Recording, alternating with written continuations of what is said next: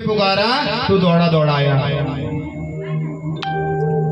और मेरा जन्म कहाँ हुआ, पाला किसी और ने, जन्म किसी और ने दिया, पाला किसी और ने। पति कैसा मिला जिसको कुष्ठ रोग था महाराज,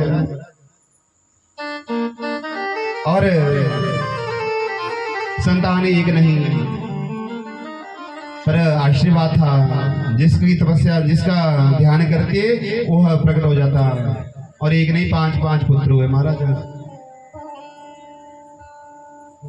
जो कर्ण है वह भी कुंती के ही पुत्र थे महाराज। कुंती कहती है कि महाराज जब जब मैंने आपको दुख में पुकारा आप दौड़े दौड़े आए, और आज जब सुख आया तो आप चल पड़े। इसलिए मैं क्या चाहती हूँ कि आप मुझे पुनः ऐसा वरदान दो कि मेरे ऊपर दुख का पहाड़ सदा गिरा रहे। माधव कहते हैं अरे बुआ, जब से जन्म हुआ तब से दुख ही दुख तो तैने सहला है, सहा है, और आज जब सुखी के दिन आए तो आज और मांग रही कि मुझे दुख दे दे। ऐसा मत कर बुआ। और कुंती मैया भगवान की स्तुति करती है कि अगर मुझे देना है तो बस मुझे ऐसा आशीर्वाद दे कि मेरे सिर से कभी दुख का साया ना हटे, क्योंकि जब दुख आएगा तो तू जरूर दर्शन देगा। और प्रत्यक्ष देख लिया महाराज।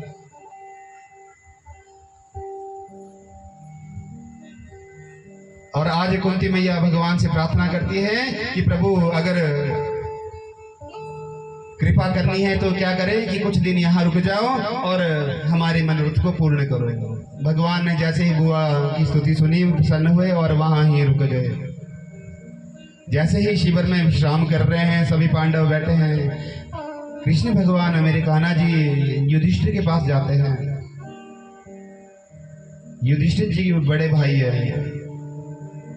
और जैसे ही शिविर में पहुंचे देखा तो दुर्योधन जो युधिष्ठिर महाराज है उदास बैठे हैं।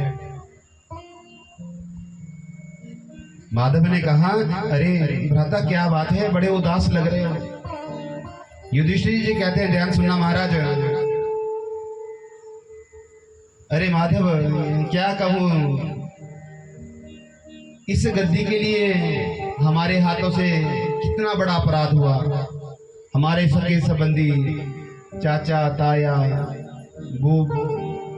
बूबू आदि जो होते हैं, अनेकों सैनिक मर गए। तो प्रभु ने देखा कि अब इन्हें ज्ञान देना पड़ेगा। और ज्ञान कौन देंगे? मेरे प्रभु के एक बहुत प्रिय भगत है। कौन है बताओ महाराज?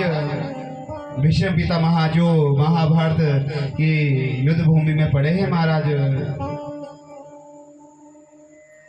वह उनका इंतजार कर रहे हैं कि हे माधव अब तो दर्शन दो। और मेरे माधव ने देख लिया कि अगर मैं इन्हें उपदेश दूं, इन्हें बताऊं कि जो यह होना था यह तो होकर ही, जो यह लीला की भगवान ने महाभारत की युद्ध में, करने वाले तो मेरे प्रभु माधव ही थे। क्योंकि एक जब मेरे माधव को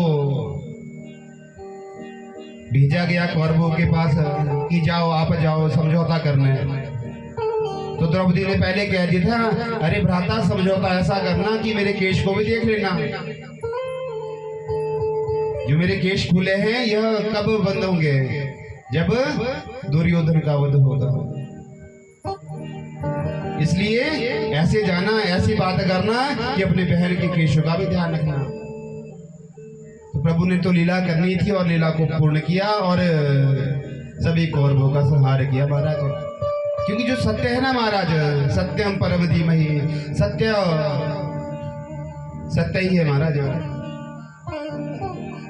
आप जितना मर्जी झूठ बोलो लेकिन जो सच है वो एक ना एक दिन सामने आना। और जो हमारे प्रभु है वह कैसे है? सच्चिदानंद रूपाय विश्वोत्पत्त्याधि हेतवे तापत्रय विनाशाय श्री कृष्णाय वयम वयम।